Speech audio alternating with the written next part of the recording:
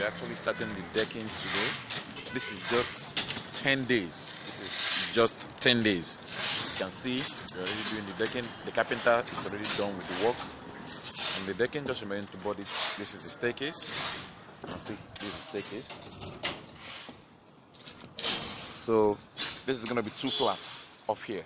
This is going to be 1 bedroom. This other one is going to be another 1 bedroom. So you can see it's a very, very built environment. It's a built environment. And see, of course, that's the existing building behind me there. That's the existing building. Of course, you can see this one is already painted, but prior to our casting, I'm going to be covering this place, okay, to protect this paint, because a bucket of this paint usually is 25,000. So, and these guys that are going to be doing the casting are really going to be, they're going to be having that patience to be very careful there. So I'm going to be taking some safety measures and trying to make sure that that place is going to be okay.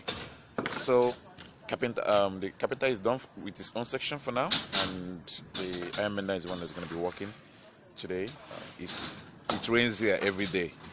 It rains here really every day. So I've started with the framework structure, that is building without block.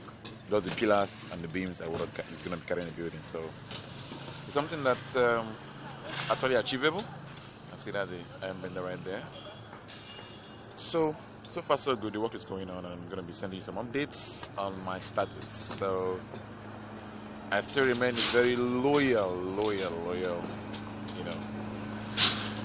young contractor. So I design and build every single thing I design. So my experience over time in the field has, given me the adequate knowledge that I need to make designs that are not just beautiful but buildable.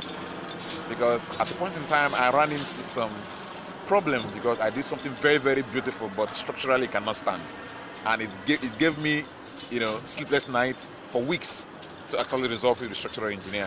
So that alone has given me an edge over my designs now. So everything you see me design or post on Facebook or WhatsApp or Netherlands